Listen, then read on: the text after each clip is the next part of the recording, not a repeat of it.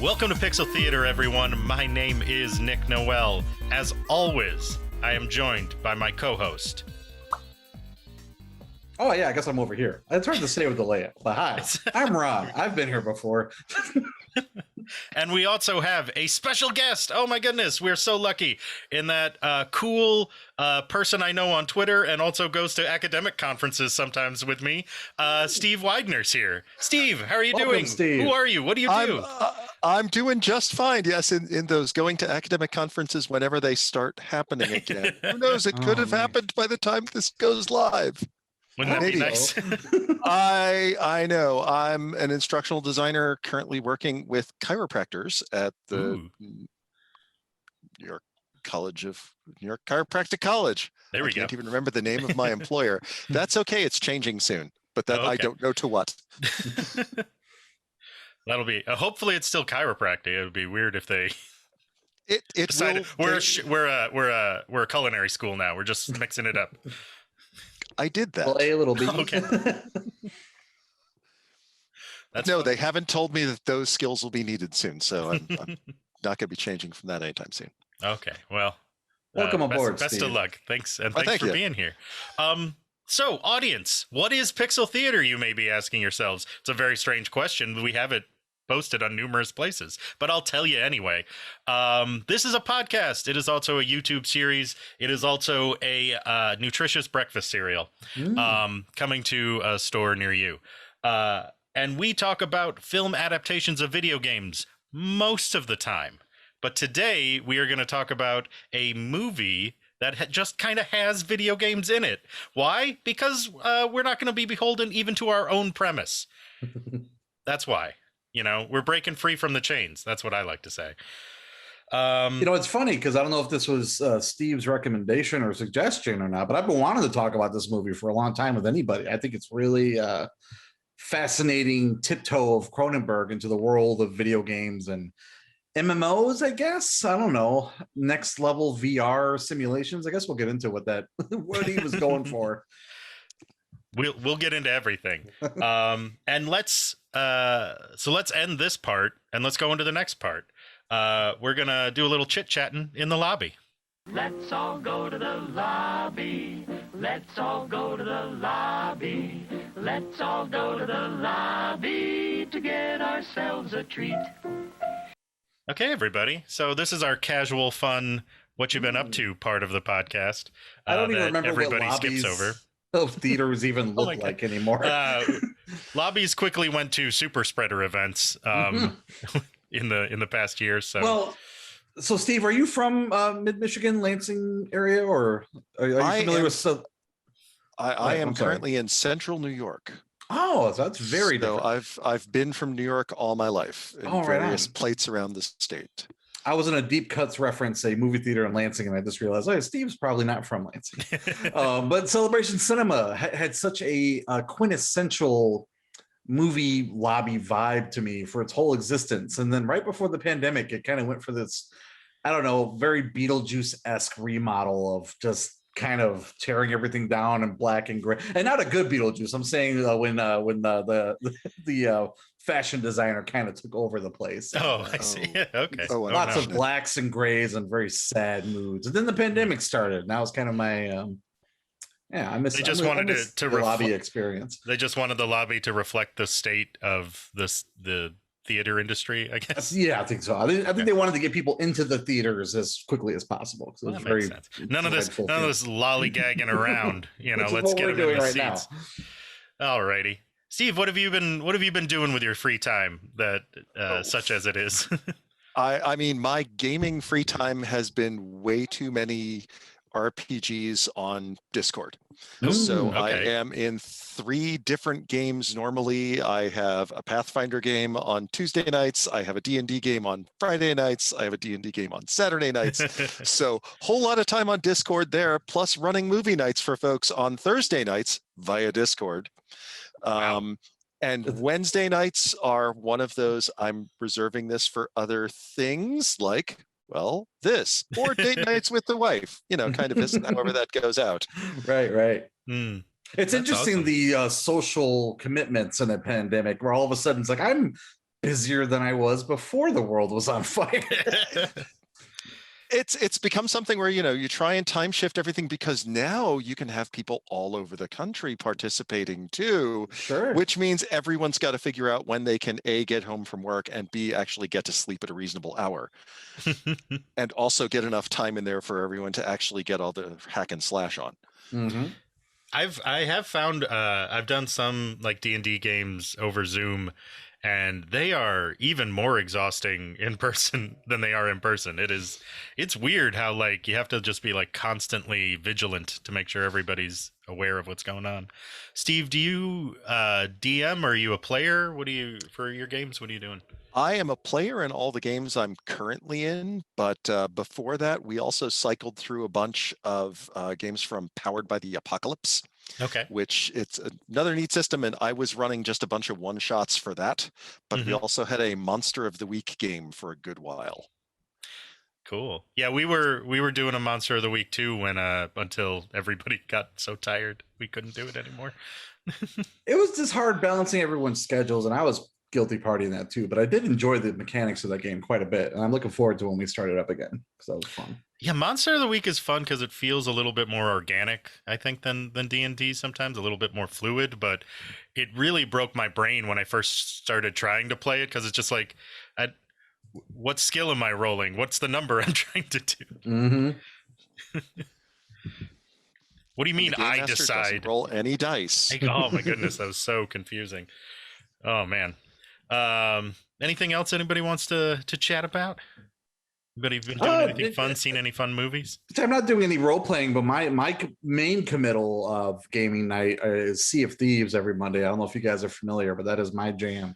And that's another one where it's fun because it's my buddy in Chicago, my buddy in Connecticut, or Colorado, and getting everyone's schedules to align just for 2 hours where we can pretend to be pirates in the open sea is very fun. And that's got me through the whole pandemic, man. Every Monday night. You so much joy. It has. For a game that has no plot, there's zero plot to that game. You start up, you get on a boat, you hope it doesn't catch on fire.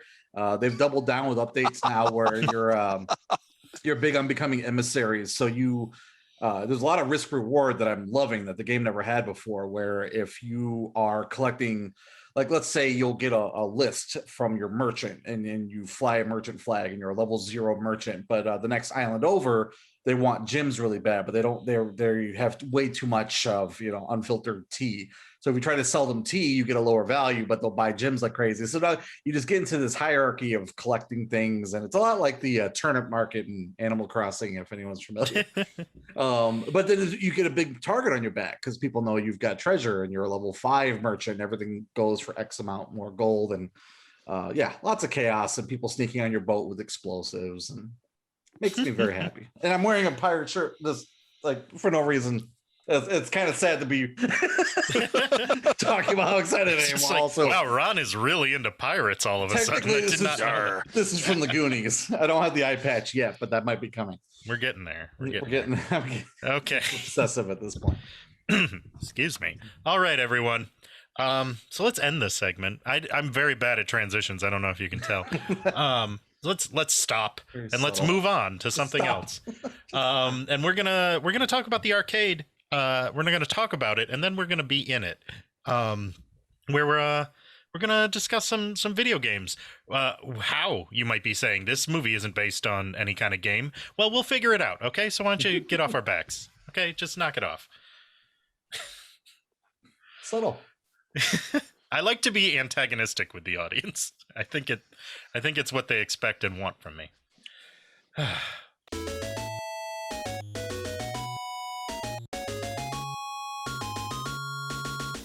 Welcome to the arcade, everyone. Ron, you wanted to talk about VR games a little bit because this movie actually, talks a lot about virtual reality and your ability to exist in an altered state. Although it's not the movie Altered State. No, it's not. It's definitely not. It's interesting. This has always been a weird little... I grew up a big Cronenberg fan. I love, Videodrome. I saw Videodrome way too young. I think I was 9. So it was probably way too young of an age to visit that in the fly. But Cronenberg has a very special atmosphere and feel to his movies. And, it's very Terry Gilliam. I don't know. It's hard to, I can't pigeonhole him. I mean, Cronenberg is just Cronenberg. So to see him tackle gaming, and especially in like 1999, where, this movie kind of is ahead of its time, to use a cliche, because where we are in the state of like MMOs and VR now is way more applicable to when that came out. So he's really unexplored territory, and it was an interesting idea for him to jump onto. And I remember being really into the sci-fi novel that came out in like 92. I want to say it was called Kill Switch, and it was about a police officer who gets paralyzed on the job, and they buy him a VR headset, and it's like him kind of escaping his wheelchair, and like in the world he becomes this knight, and he ends up like solving a crime like through the why does that sound VR familiar? world. I don't know why that sounds familiar. It's just like I feel like I've seen something like that somewhere. I know, I can't believe I don't have it here. As soon as you said it was a knight, I was like, what is this? It's my It Forrest sounds like Gump. surrogates, but Yeah. It's my it does sound Forrest like Gump feather, because everywhere I move, I'm not conscious of keeping this book with me, but it's with me everywhere I go. I can't believe it's not in here right now. I'd hold it up. But it was a really cool book. And as a kid, I just remember thinking virtual reality. And really the only thing you were seeing was, Oprah would put it on. There'd be a guy who looked like a lawnmower man. And they're like, wow, this looks cool. But no one explored the potential of it really. And I think eXistenZ, which I always screw up the pronunciation of, really explored it in a way that I thought was fascinating. And I just thought it'd be a fun movie to talk about and discuss the implications of what it was kind of alluding to. So, Ron, I think you have the most experience with any kind of virtual reality. I am sadly not able to experience it because of a disability. So I can't see for 3D in VR stuff because I don't have an eye that works. But what is interesting, and I'd love to hear like a little bit about the stuff you've been playing with, but since Steve's here, this movie also kind of reminded me about just general role-playing games in the way you're, putting yourself in a different world and you're taking on a different character. And also it taps into a little bit about the way you're forced to act as that character, regardless of how you feel as a person, which, was one of the more difficult aspects of playing a role-playing character in even just a pen and paper game. like the idea of whether you can bring yourself to be a cruel character in a game. You're like, but I like this person. I don't want to be mean to them, but they're only giving me these dialogue options where I'm going to be a jerk. I can't do this. That is a problem. Yeah. Like, especially like in video games where you're being kind of forced on rails a little bit. That's kind of annoying. In D&D and all those other like pen and paper ones, I always find it so hard to not make a character that's just more or less me, and like acts how I act, because I just find that easier. But or you get the players who just go wildly inconsistent with just like this is not how any person would act. Not everybody's gonna like immediately start chopping up a table because the bill came. So maybe just chill out a little bit. What's been your experience with being playing a character or playing those games?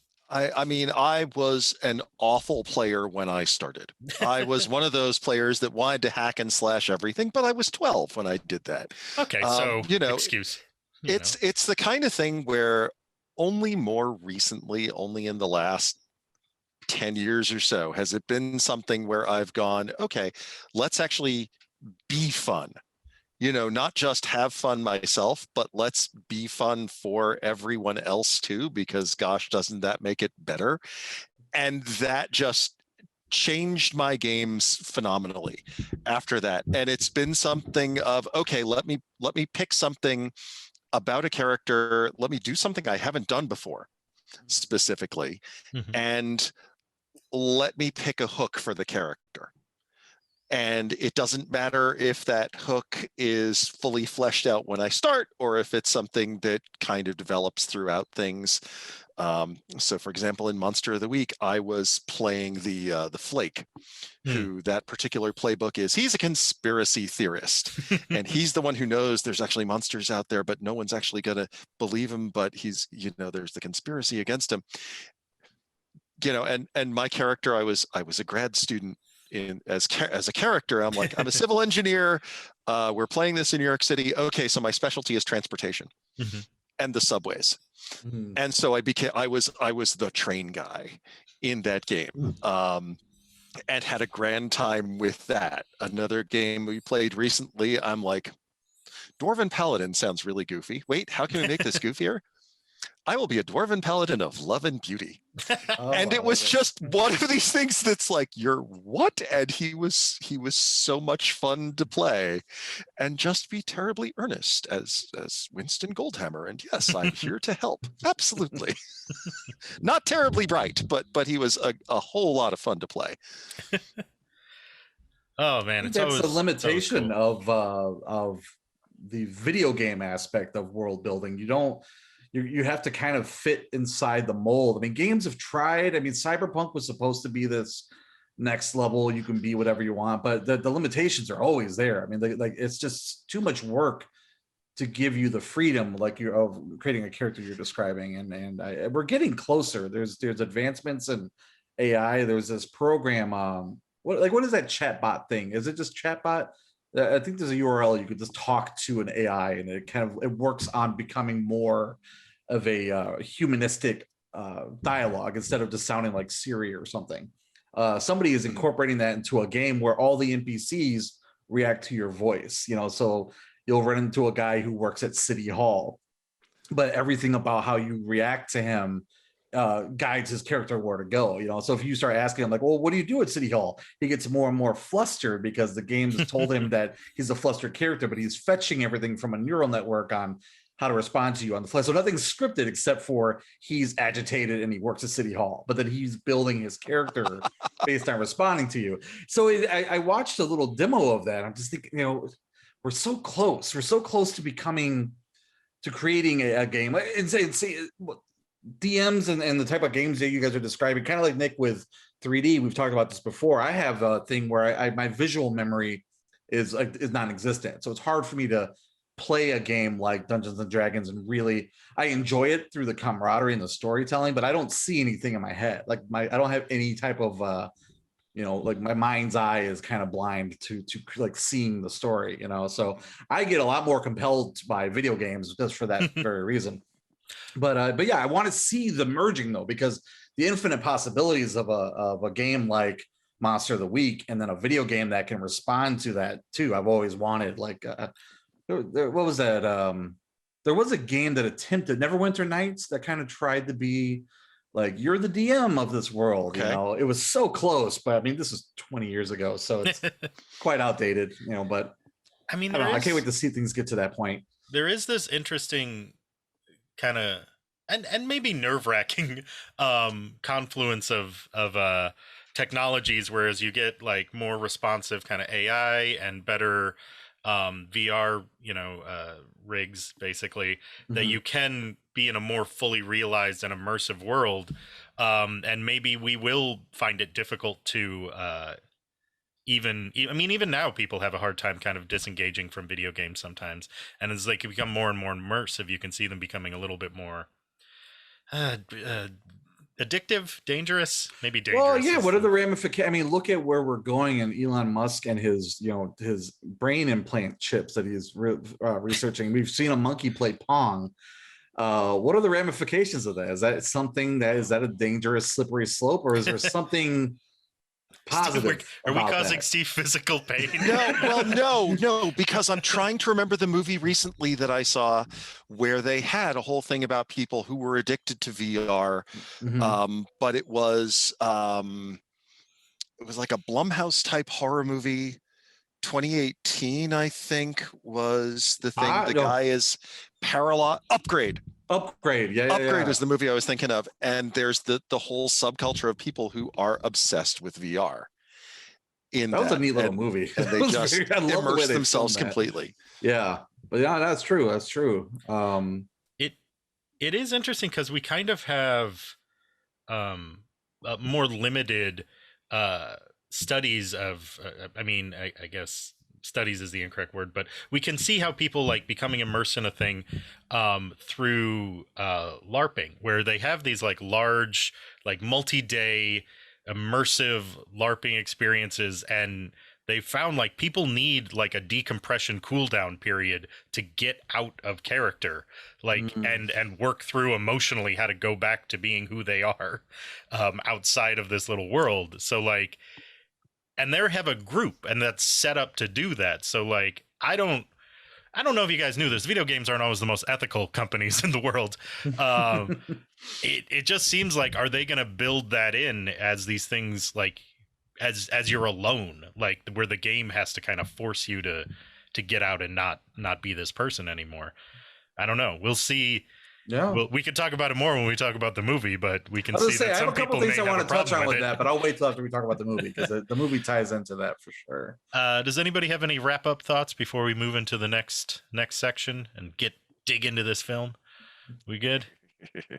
Yeah, everybody's excited, so that's good. Yes. Yeah. Okay, everybody, we're gonna head out of the arcade and move into our feature presentation.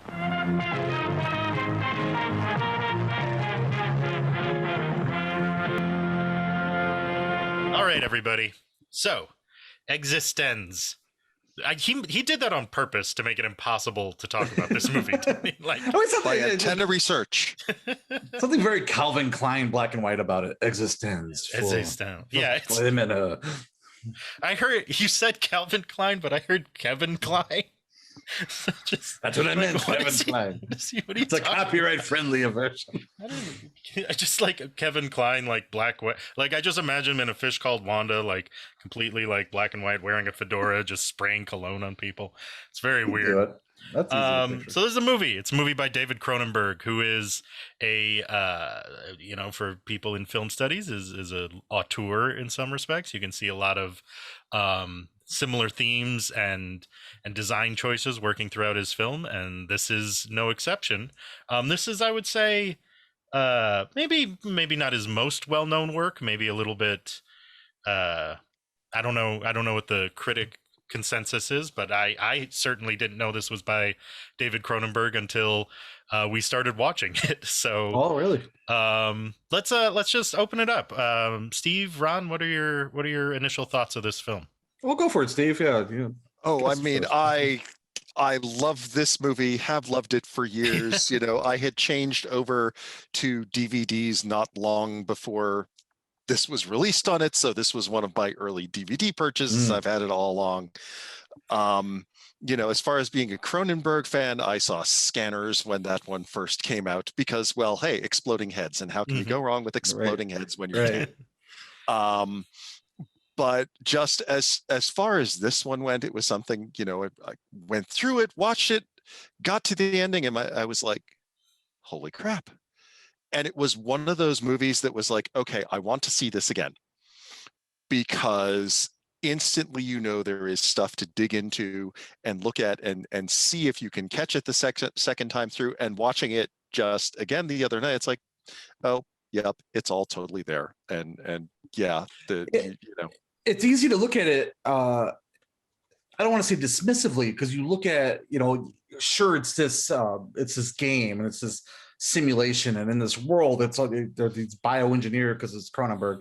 So you have these biomass game pods, and that's what people plug into. So you kind of have this idea of, oh my God, once you're in the game world, and when you see it, it's like, oh, that's it. They're, they were in a gas station. Now they're in a store. But you dig into the nuance of, like, I love the touch, and spoilers going forward. I mean, we've all seen it, but as you watch it more, you become aware that their hairstyles reflect the different periods that they're in. eXistenZ, like the real world. Jennifer Jason Leigh's hair is straight, and then eXistenZ, her hair is curly, and there's little touches like that. The motel's this motel. There's very NPC basic RPG 101 things going on in the background that are just so subtle and so well designed that at first I was like, oh, this is kind of just cheap and they're just the actors and they're here, but there's a lot of thought put into this, and there's a lot of reasons behind the trout farm, things like that. It's all on purpose, and I think that was really well thought out. It's like the first drive in the car is one of those things that sticks with me, because you see them and it is blatantly they are in a car set with everything, with the backdrop totally being leans into projected that behind Hitchcock, them. Yeah. They want you to know, like, hey, this isn't right on purpose. Like you're in a simulation maybe. And this, the first time you're watching it, it's like, okay, they had no budget. And you watch it, the second time and you're like, oh, wait, no, that actually plays. And yet they still do the note of she throws his phone out of the window and it's just this tiny little pink blip going into the distance. But even then, it's all still projector behind them. I know, that jumped out at me. I love that little touch. It's like, I love that little attention to detail. That's great. Little pink phone. The world is really, I mean, of course, it's Cronenberg and Scanners and Naked Lunch, and it's got his style and these little biopods and the fact that his phone would look like that, but or does it? Is this just a product of the game world that they're in? And then that's what I really appreciate about it, this kind of pre-Inception era. I mean, did this come out like maybe a month after The Matrix? It was very similar. It was the same year. I don't know exactly, because it probably came out in Canada before US, I want to say. I've seen articles quoting it either way, so it may be that in Canada it came out first. Yeah, but it's one of those things where, I mean, they were in production at the same time. If one, it's not like eXistenZ would take anything from The Matrix, but The Matrix has more, I don't know, more like Dark City. I mean, there's a little bit of Matrix in this, but I'm more... I was just reminded, Nolan had to have seen this and gone, oh, that's kind of a neat idea. They're going into Inception. That definitely there's elements of this that inspired Inception down the road. But I like, and I wish they could have explored it even more. It's because it's a tight 90-minute, I don't know, hour 40 movie. And right near the end is when it starts asking the questions that I really like, of blatantly murdering someone and going like, how did you know that wasn't a real person? Like the ramifications of you becoming absorbed by that world. I wanted to explore even more than they did, but the movie does spend some time on it, so it's not like it doesn't. But I could have had more of that, I guess. I did get the impression this movie's asking a lot of questions that I don't know if it doesn't purposefully have time to answer or doesn't actually want to answer. I don't think it cares about getting the answers. I guess it could be. Yeah, probably that. Like, it's just like, you answer it, motherfucker. Yeah, we're out of here. This. What would you do if you're in the game? We touched about that in the arcade, but like Grand Theft Auto, there's not like anyone ever played those games like, I'm going to murder somebody, but the game started off so cartoonish, and by the time you get to like the fourth one, there's a level of photorealism, maybe not in the graphics, but as far as the world that they've built. I just remember the first time I stepped onto a street and I'm like playing it like I would 3, and I shoot a guy with a shotgun. The woman next to him screamed, got out of the car, and ran, and he slumped over the steering wheel, and it just kind of like honked the horn, and then he kind of drifted onto the sidewalk, and I felt really gross. Like, it was really like, oh, it's weird that a game could like make you feel that way. So if you look at something like eXistenZ and you're in this world, and I don't know, it's got to be so weird to have it feel better than real life, and then when you unplug, and it doesn't feel like the real world anymore. Like, how do you stay sane? How do you grapple with that? I guess, like, I think that's another element of Inception I think is cool, where everyone had a totem, so it's like, oh, I know the weight of this thing. I know I'm in the real world. You almost need that element in a video game world like this. There's something, as you're talking about, there's something I actually now have gone and retroactively appreciated about this movie, is it feels like the sparseness of it feels like a game of its time. So like, if you go back and like look at how there aren't that many people in it, there aren't that many textures, there aren't that many like even when you're going from sets to set, you're just more transported there. You're not, you don't walk to a location. That's the thing, is it was easy to be dismissive about it, which I might have been when it first came out, but it's always a movie I've appreciated. I've always, like, when it ended, I was like, I really like this ending, and I really like the layers to this onion that there is. And yeah, like, it's not just, I really think the limited characters, the color palette, everything's really purposeful, because I was a little smug in like, Cronenberg's a dad. He doesn't know how video games are. And, like it just felt like there was a detachment, but I really think he understood the story structure of the game. And I don't know, there's just something about, I like talking to a character and you're not giving them the correct dialogue pathway, so they're kind of stuck, little thing touches like that were really like smart. And I think a general audience, I don't know, it's a bummer because Cronenberg has such a draw. I mean, right after this, History of Violence and Eastern Promises did so well. It's weird that eXistenZ is up there, but just kind of, I think it just came out like 8 years too early. I don't know what it is. Like, I really think or 8 years too late. I don't know. It's tough. I mean, his one before this was Crash. Yeah. Mm-hmm. And that one, threw everyone off of, really? This is what you're doing? This is a little creepy. I could see the hesitancy then going into this after Crash. Like, oh, what are we getting ourselves into? Some of the stuff when you're mentioning the limited palettes and things like that, one of the things that throws you off of that when you're in the opening scene in the church and you've got this audience, you have an eager, responsive audience, and here's all these people raising their hands and going, ooh, I want to do this. I think that is the most people you ever see on screen during the entire movie is just that audience. And it starts in a church, and here comes Jennifer Jason Leigh with her bag that's a ski boot, a full-on ski boot that she keeps the game pod in. It's like, this is so not right. What's going on here? And yet, for everything else that you're identifying as this is a game world, they come out, they're still in a church. They're still on the stage at the church, just everyone's wearing different hardware. Mm-hmm. So that's one of those kind of things. Sure. It is interesting because, like, one, it's just a very interesting move to have these game tests being done in a church. Like, sometimes you don't need to be subtle with your metaphors, I guess. Right. But that's fine. But it is interesting how, like, it feels like it's making a point of how close to reality the game is trying to hew. Like, by them starting, like, so spoiler alert, everybody, not that we ever don't do spoilers, but the game is, the end of the movie is game within a game, like Ron was saying, Inception kind of style, where the big reveal is that the whole movie they were actually in a game, and the end is them coming out of the game. But it's in a very similar setting to how the movie started. So it's just like trying to really mess with your sense of reality to even the point where the last line of the movie is this still the game? And another question they have no interest in answering. Yeah. That documentary off mic I was talking about that kind of features the production designer for this. It was interesting because right out of the gate, two things that kind of last time I watched this, I was like, yeah, she does just carry this game pod in a ski boot. That's interesting. And then the church also was kind of thinking about all the allegories he was going for with that.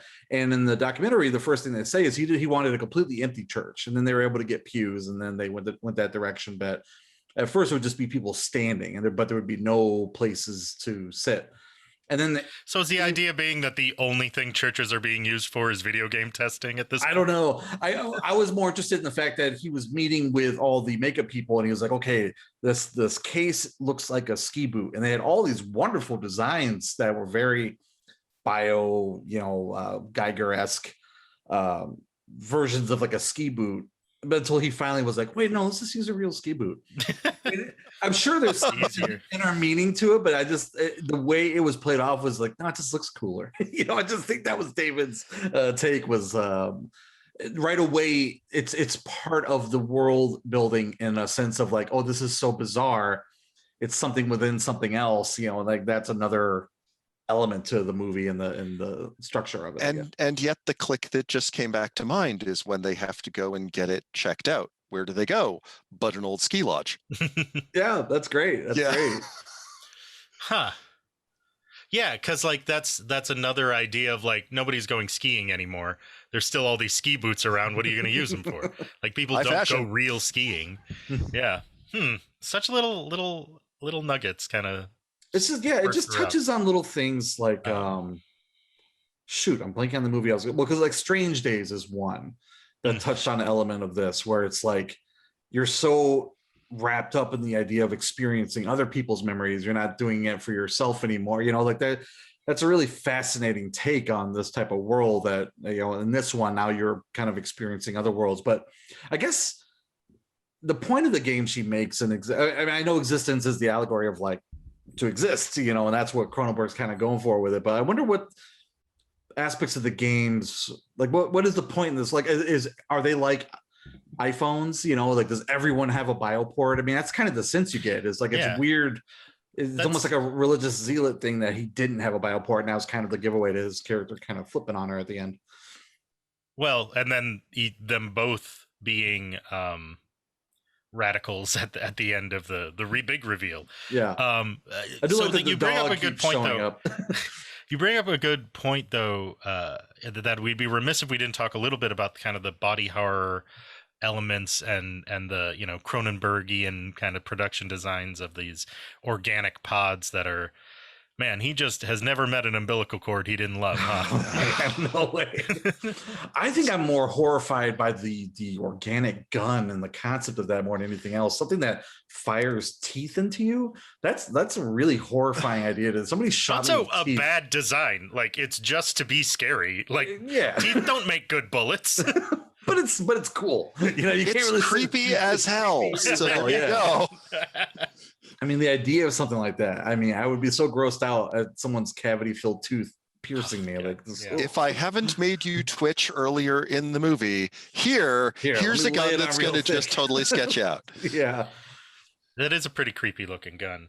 What did you all think about the kind of what do we call them, like bioports, right? That they use to interface with the pods. Again, another awesome layer of Cronenberg, because it's this very hyper-sexualized thing. Well, I did enjoy that. Jude Law's more of the like, please don't put anything in me. Jennifer Jason Leigh's more of the aggressor, like, what is this? And here, let me just poke around a little bit. Yeah.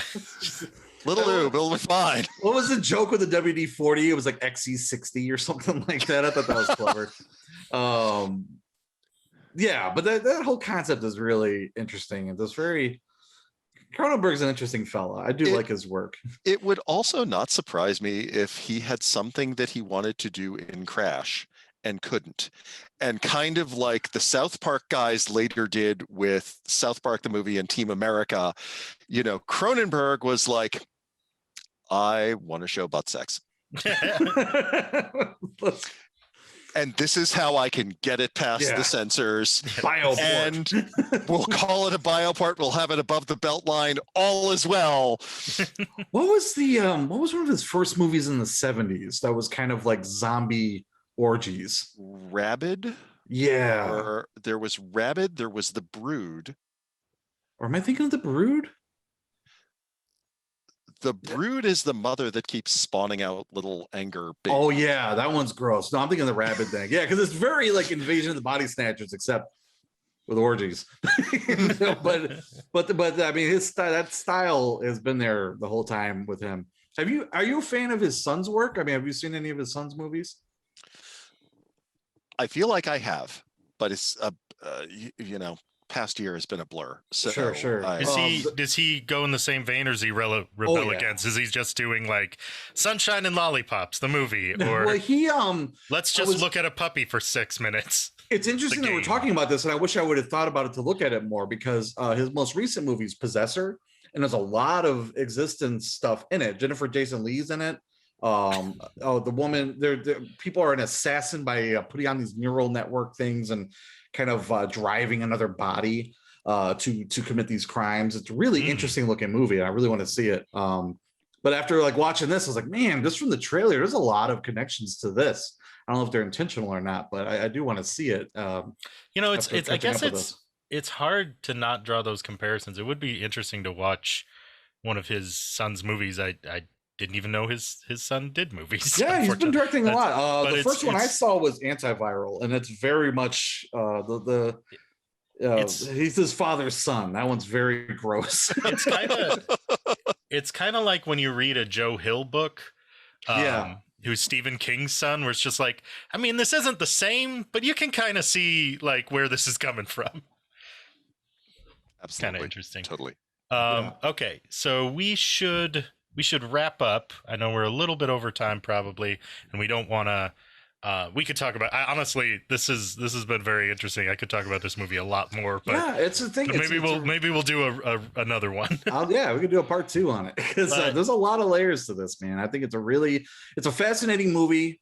If I were to rate it, what are we doing? Game pods? Well, we could, yeah. Let's do teeth guns. Guns. Okay. How many teeth? How many teeth? There we go. But I wanted to make sure. Did anybody have any parting thoughts they wanted to end with before we give this here rating for this little movie? Did everybody get to say what they wanted, or is it too much pressure? I was just going to touch on as part of my review. Is just that it came out to. I think this would be. This was catering to an audience that didn't exist yet. I know that's kind of a cliche thing with like cult classic movies, but I think the gamer appreciation is there now. If this movie could somehow be on more people's radars, I think the climate of gaming, whether it's virtual or VR or tabletop, I think that there's a bigger audience to appreciate what this movie is trying to do now. But it's an interesting little, I'd put it on a shelf, even though none of these movies really correlate, but like 12 Monkeys, Dark City, something that really inspired future films like Inception. I mean, I think Inception, subconsciously or not, owes a lot to a movie like this because it really starts building those layers of reality and what is real and what am I experiencing. And there's biopods and ports and gooey stuff, but I think the philosophical ramifications of like, I've unplugged from this game, but have I? Like, I want to explore that more. Like, that was the most fascinating aspect of this movie to me. So, I give it like 8 out of 10 teeth. Steve, how about you? I was thinking about 8 out of 10 teeth myself, and one of the things I would love to see this movie get is another physical release, because the American Blu-ray release was done by Miramax, and apparently it was like bare bones, nothing else to it. There was a British company that came along and did this. It's gotten great reviews of all the extras that they dug up. They found Christopher Eccleston to talk about this movie. You can't get to talk about Doctor Who, but damn, talk about this. He's got like 20 minutes talking about the 5 minutes he's in this film. Wow. And a bunch of other things like that. So I think this is a movie that just calling out for some super fan producer types to go and dig up as much stuff as they can and really give it a release it totally deserves.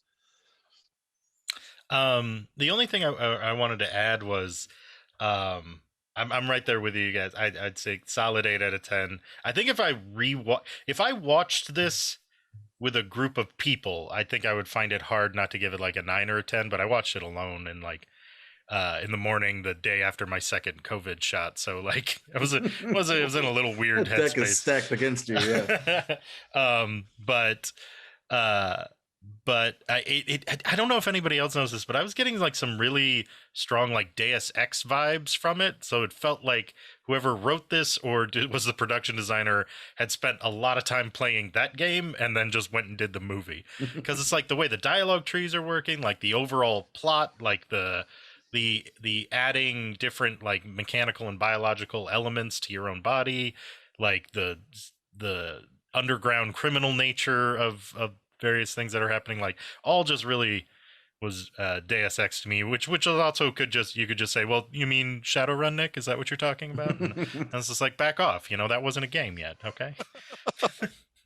I like Shadowrun. I played that in high school. That was good stuff. Anyway, so pretty solid film. I think this is one of the fun most fun ones we've done. We want to thank Steve for his time and commentary. It was lovely to have you. Thank you for having me. Thank you to everyone who's been listening. Thank you to our producer, Aaron. And thank you, as always, to my co-host, Mr. Ron Stratton. If you like the show, rate, review, subscribe, do all the good stuff on any real podcast platform that you happen to like. We should be on most of them. Or you can check us out on YouTube, find us on Twitter, find us on Facebook. We are so many places. We're everywhere you want to be. We're just like Jub Jub from The Simpsons. So we will see you later, everybody. Have a great time. Have a fantastic today and a wonderful tomorrow.